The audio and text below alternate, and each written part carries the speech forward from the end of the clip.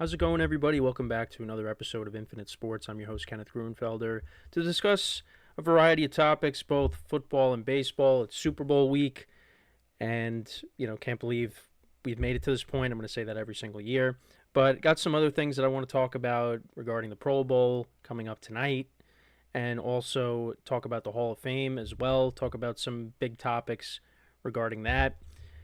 Also get into talking about the Vikings letting go of their GM. So kind of a variety of topics I wanted to touch upon. And then also talk about the Yankees as well. So we're going to combine everything into one episode, and I'll obviously split it up when I post it.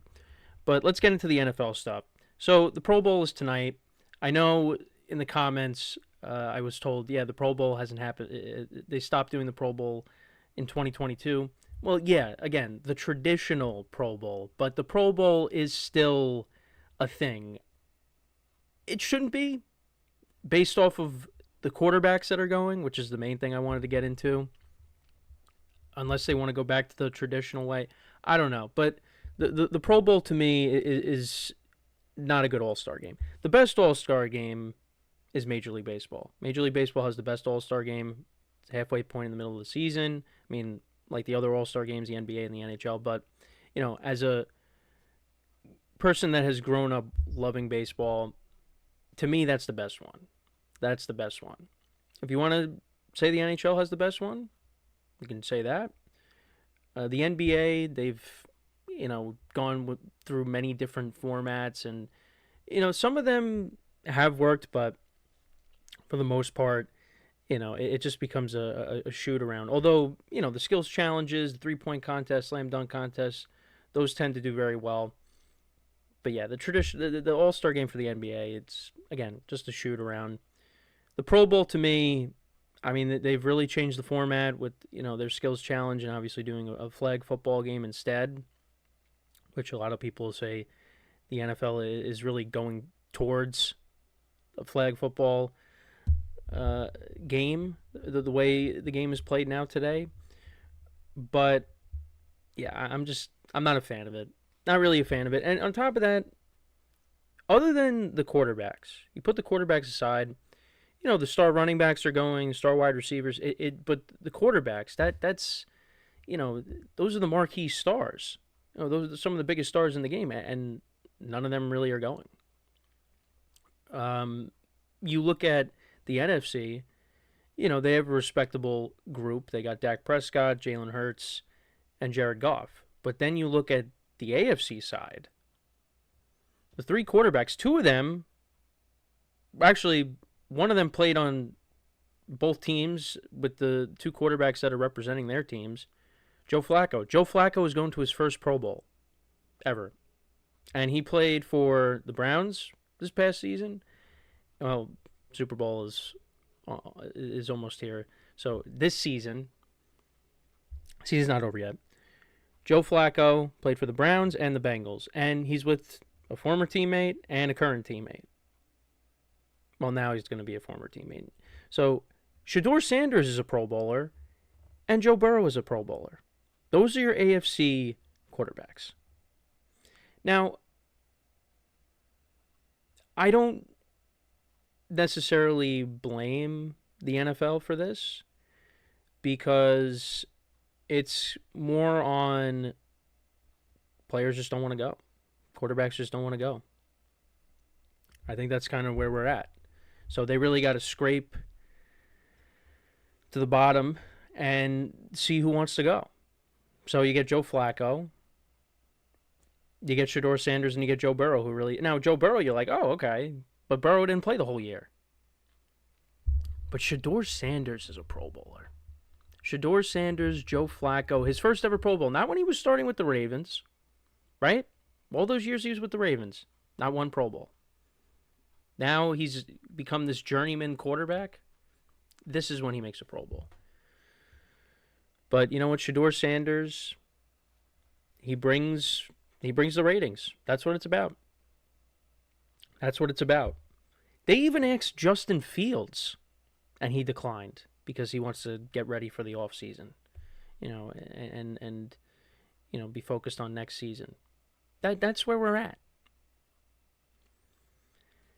So to me, the Pro Bowl, just get rid of it entirely. Just get rid of it entirely. But then it's like, well, what do you do to bridge the gap when you got that 1 week in between the championship games and the Super Bowl? What do you put in between that? So at least you have something going on during that bye week. Well, I don't know. They'd have to figure out because it's certainly not this. And now it's being held on a random Tuesday. Pro Bowl's on a Sunday. Usually. Everything is usually on Sunday. But now, because we're, in this new age where, you got Wednesday football, Thursday, Friday, Saturday, Sunday, football's being played every day. They got to find a Tuesday night slot. I would get rid of it entirely. Because again, if you're not going to have your stars show up, and again, most of them are there, but the quarterbacks, how do you not? And again, it's their choice. But it hurts that. And on top of that, even when the top guys would go, I mean, you go back to the traditional Pro Bowl. I mean, the high scoring games. To me, and I've said this multiple times, to me, the best format was when they did those drafts, where you had, two, former players, Hall of Fame players, coaches, and they drafted the teams. To me, that was the best format. I enjoyed that. But then they went away from it and went back to the traditional NFC versus AFC, and then now we're doing this. So I don't know. Not really a fan of it. But all our eyes are set on next Sunday, or this upcoming Sunday, the Super Bowl, which I know might not be a sexy matchup, and I agree. I'm in that realm where I had other matchups on my mind going in, but I still think we're in for a good game. I think. Look, first of all, both teams deserve to be there. I know some might roll their eyes and say, oh, the Patriots don't because they had an easy path. Patriots are a good team. I'm not going to sit here and say, that, they shouldn't be here. They were a good team this year. They benefited from a soft schedule. I get that. But I do think that they have what it takes to win the championship. They got the coach, they got the quarterback, and they got the defense. And you could say the same thing about Seattle. Now, Seattle, when you put these two teams together and you compare the two, Seattle is the better team. But anything can happen. Anything can happen. And I think the Patriots are being heavily slept on, and I think we're in for a good game. Now, believe me, I'm somebody that loves high-scoring games. I mean, if this game was 31-28, sign me up for that. But I think we are going to get a decent contest. I think New England's getting heavily slept on. I think their defense will keep them in this game. But and it's all up to the offense. How is Drake May going to be under pressure? Because he's going to be dealing with it all game long with that Seattle front. But I think they're up for the challenge. And you got 2 weeks to prepare for this game. So I'm looking forward to it. But I think we just complain too much. And it's just kind of funny how everybody was suffering from the Chiefs fatigue. The Chiefs fatigue. And then all of a sudden you get the Patriots now. Patriots are back, like they never left. But speaking of the Patriots, so one of the biggest topics of discussion is the Hall of Fame voting. Bill Belichick, first year of eligibility, does not get elected. Does not get elected. How does that happen? Now, there are reports that Bill Polian, who was associated with the Colts and supposedly, allegedly, he kind of persuaded voters to leave Belichick off their ballot because of Spygate and Deflategate And now Belichick's going to have to wait a year. And that's why there's this call for kind of tearing down the way we vote for the Hall of Fame and do something else. I would agree with that. There's no world in which Bill Belichick should not be a first ballot Hall of Famer. Now I get Spygate and Deflategate. I get it. Deflategate to me is ridiculous. Spygate, okay, all right, but like Jimmy Johnson was saying, because Jimmy Johnson was very vocal on Twitter. Many teams do the same thing, stealing signs. It happens all over the place. It happens all across sports. So you're going to penalize Belichick for that and make the case that this is why he should not be a first ballot Hall of Famer. Again, Deflategate to me was ridiculous. It was ridiculous. Colts would have lost that game with a beach ball.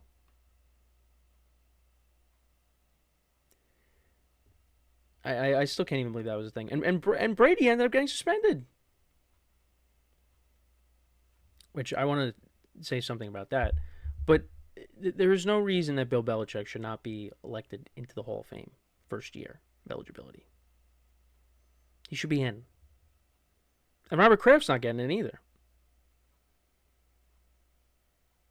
As of right now. But they both should be in. Part of two dynasties. And even before that, with the coaching staffs that Belichick was associated with, working with Parcells, with the Giants. I don't get it. We draw the line there. I don't understand it. I don't get it. You got to put your differences aside. You have to be objective. You look at the body of work. First ballot Hall of Famer. There's no question about it. Now, I know the argument has kind of swayed more in Brady's favor when talking about who was more responsible for the dynasty, Brady or Belichick.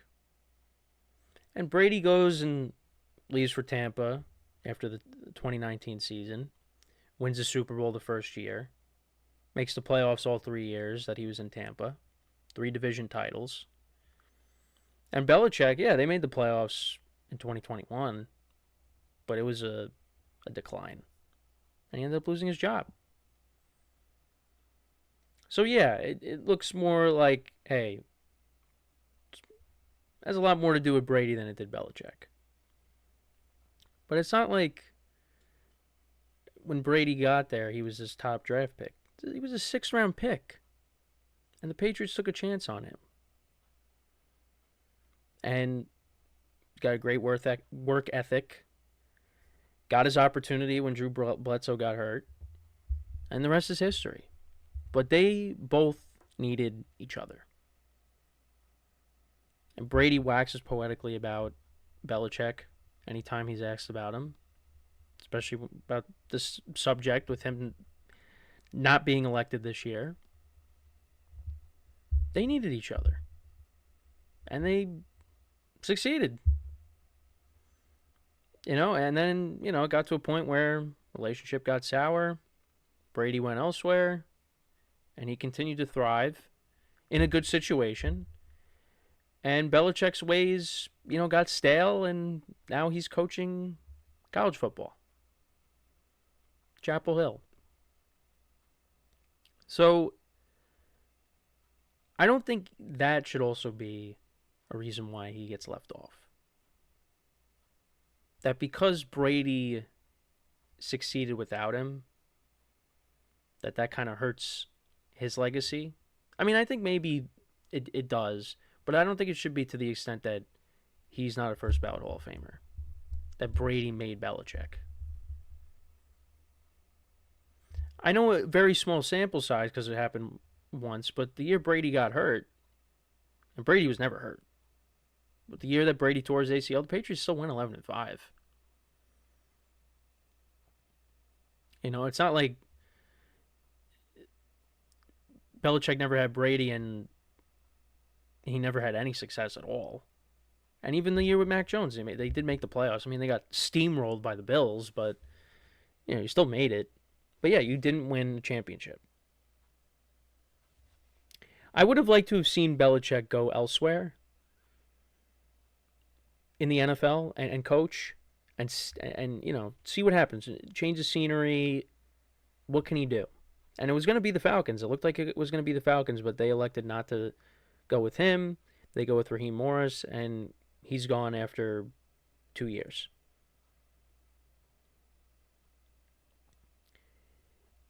I don't think we're ever going to see that.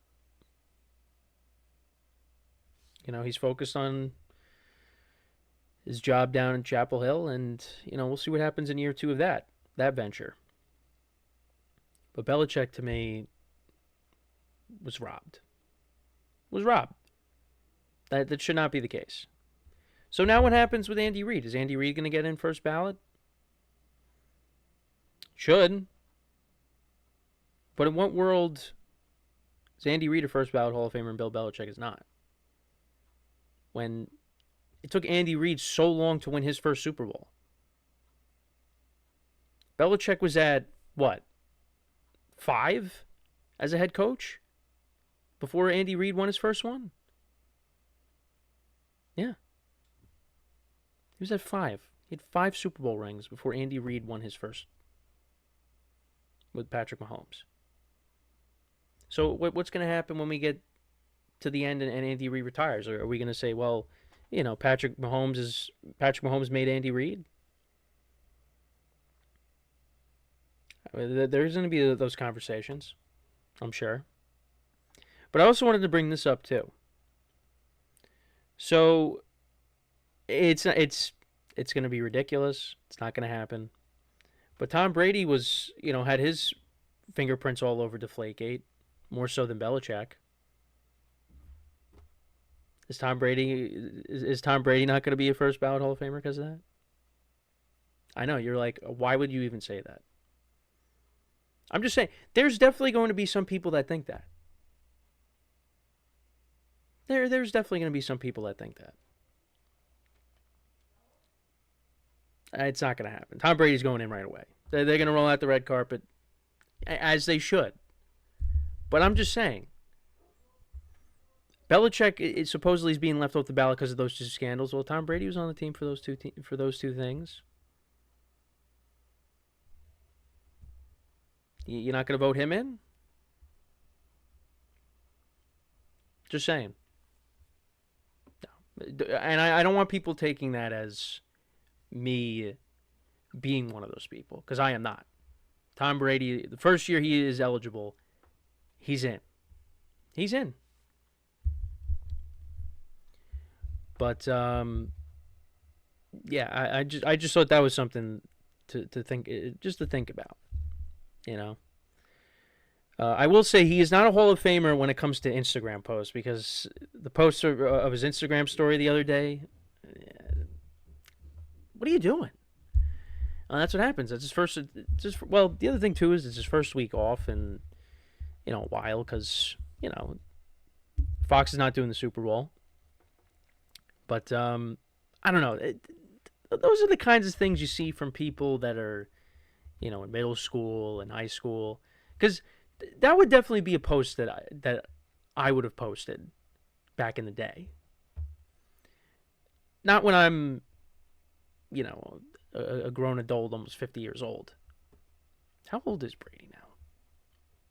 What is he, 48? Tom Brady is 48 years old. I was correct. He's gonna be 49 in August. Wow. But yeah, that was interesting. His Instagram story, and the comments on that said post, or the reposts of it and the comments on it, were entertaining. But the other Hall of Fame thing I want to get into, a Hall of Fame topic. So Belichick doesn't get in. Gonna get in next year.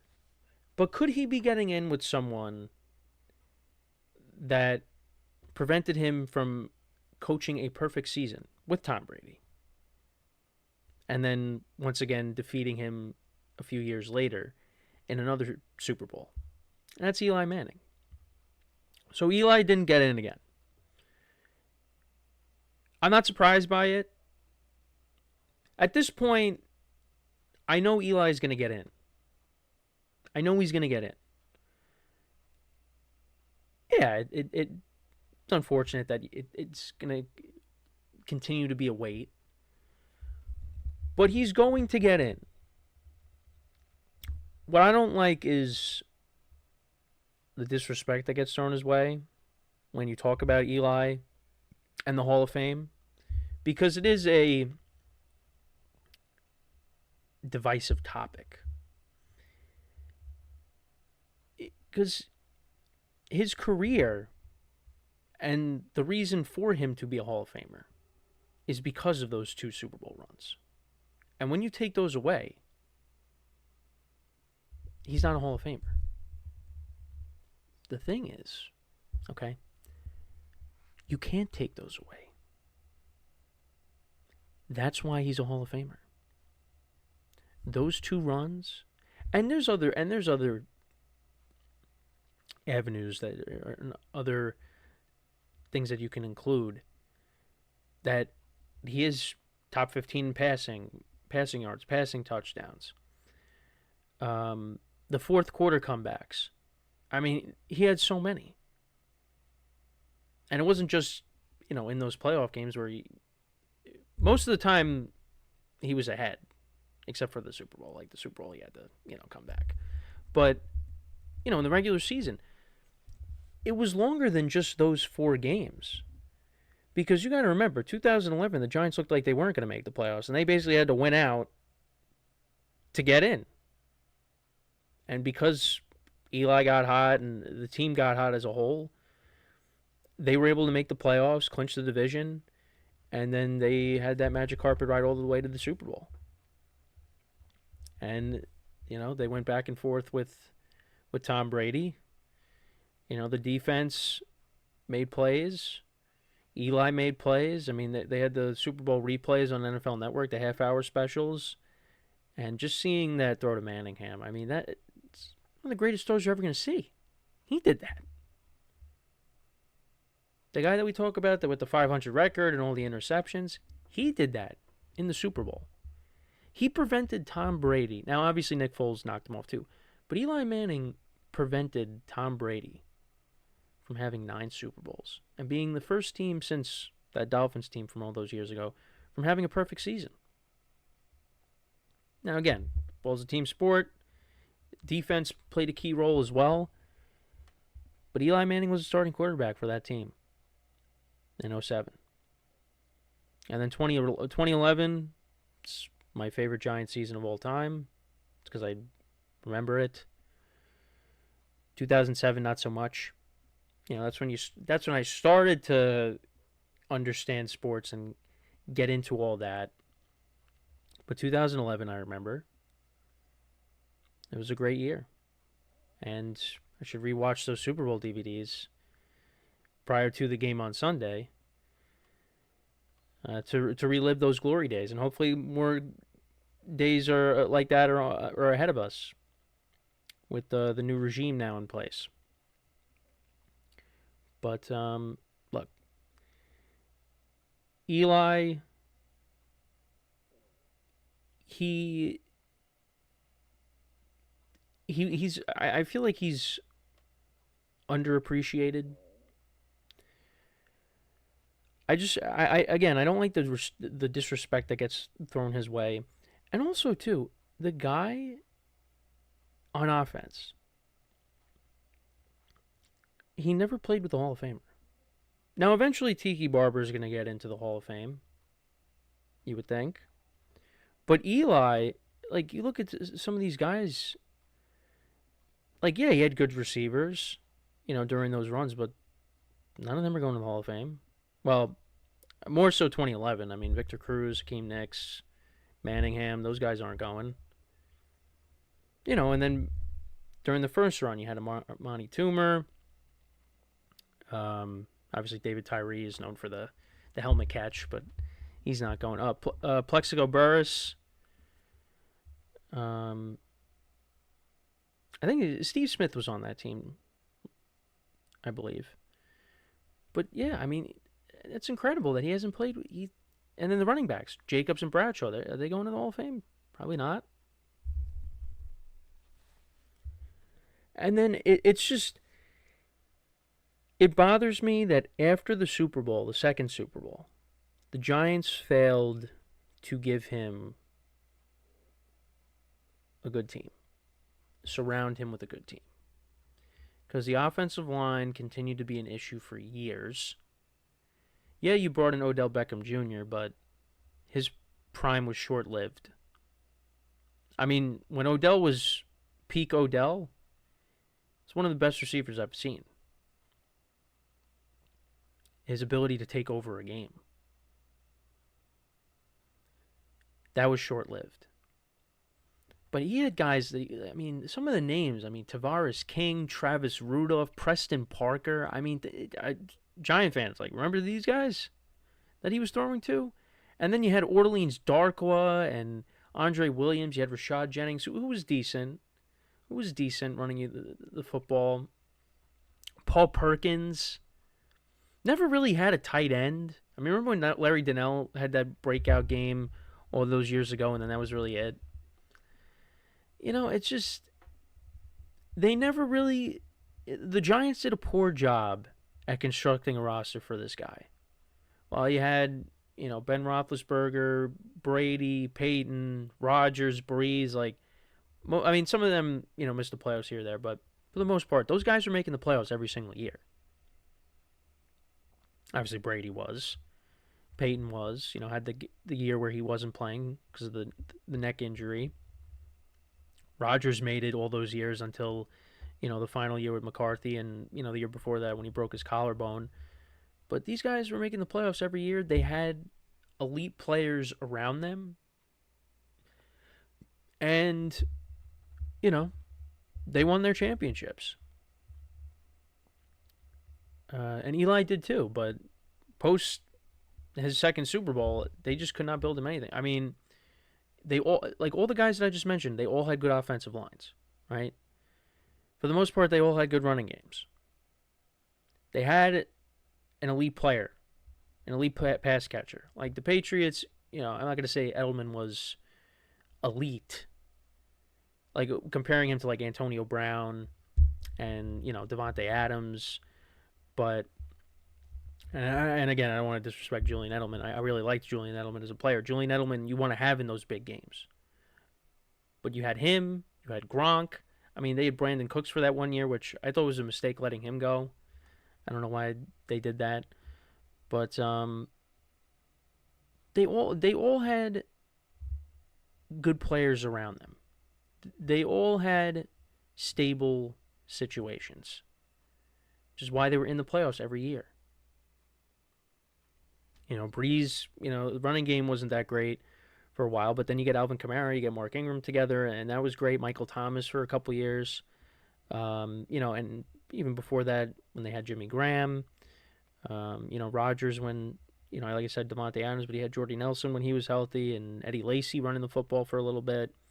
But then you had Aaron Jones after that, even though there was that 1 year where Lacy got hurt and you had Ty Montgomery running the football. But you know what I mean. You know what I'm trying to say.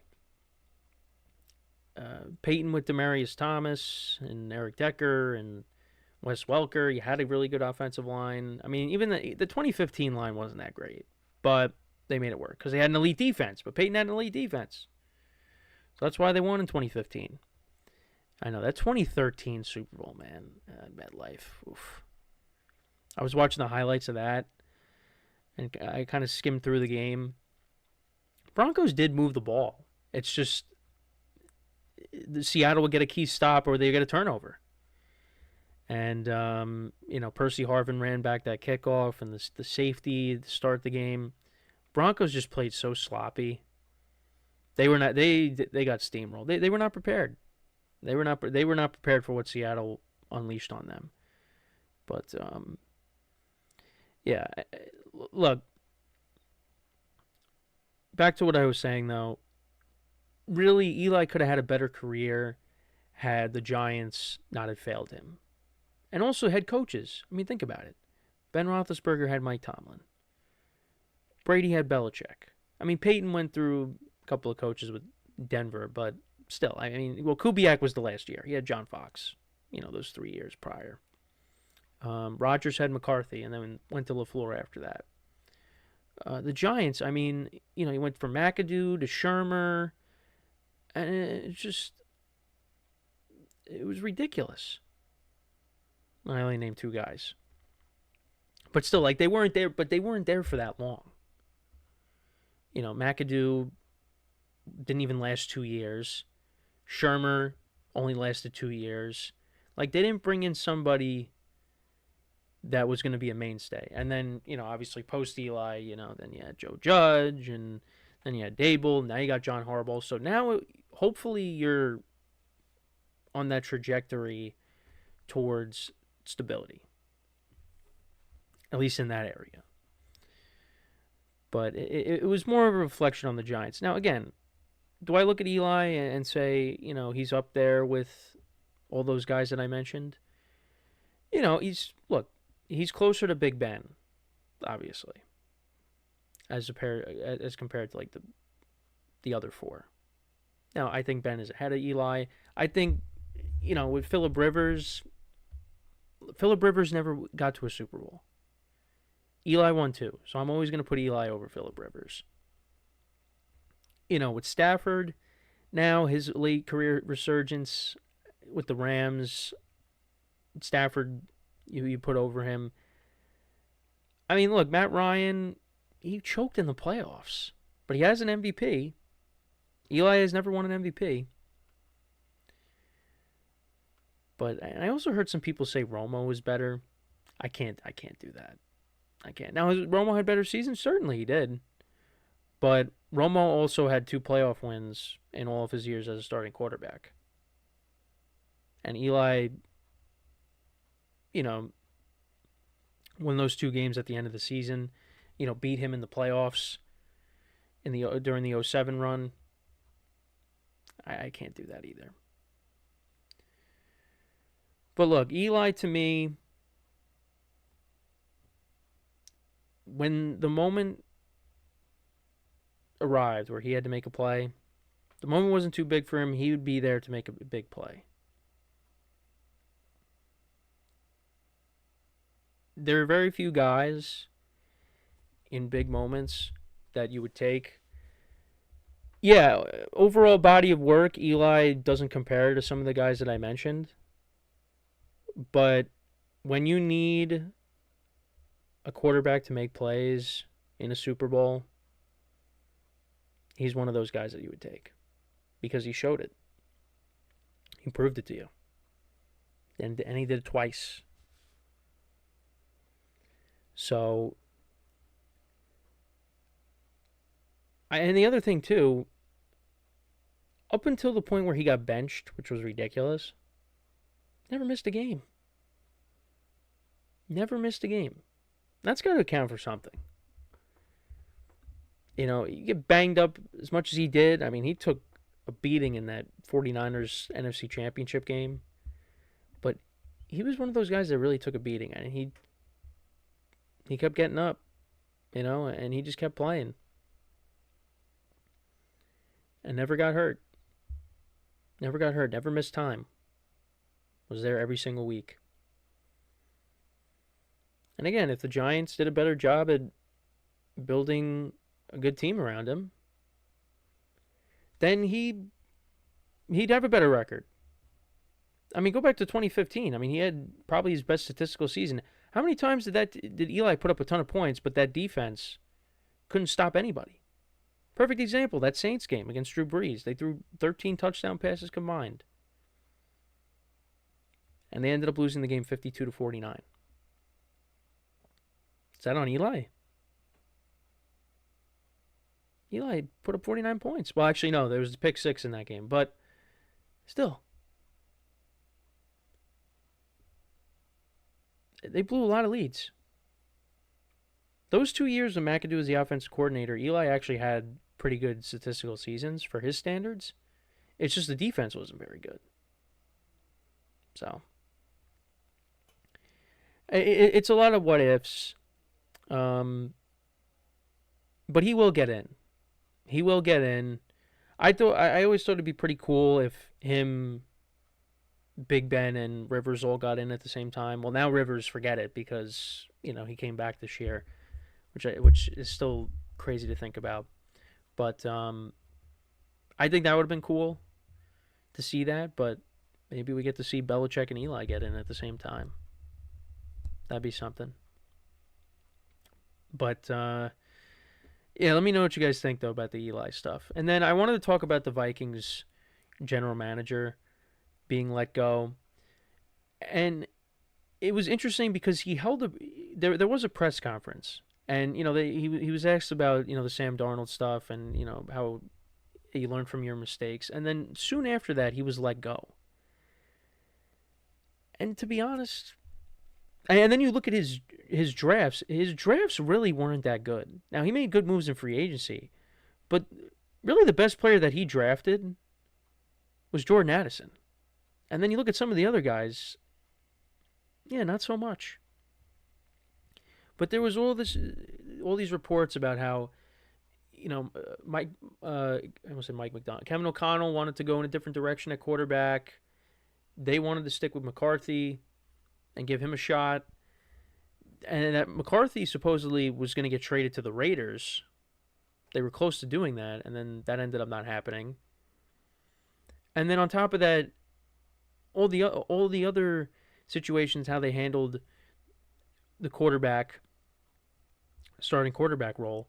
I mean, you had Sam Darnold and Daniel Jones in your building, and both of them were gone. Both of them walked out the door. Sam Darnold went on to play for the Seahawks, and now he's playing in the Super Bowl this week. And Daniel Jones had a very good year up until his injury. And you were left with J.J. McCarthy. Now, the Vikings still ended up winning 9 games with 3 different starting quarterbacks, between Brosmer and... Actually, no. Was it 3 or 4? Either way, you won 9 games with a rotation at quarterback. You had Carson Wentz starting some games too, Max Brosmer, J.J. McCarthy. You still won 9 games. But you see what Sam Darnold did. You see what Daniel Jones did. You could have had a better year had you kept one of those guys. And I think the Vikings really should have leaned in and tried to get Darnold back. Because you knew what you were getting out of Darnold. Now, I understand the last 2 games, week 17 or week 18 and the wild card round, did leave a bad taste in your mouth because of how he played. But he was getting sacked all over the place, was not getting help from his offensive line.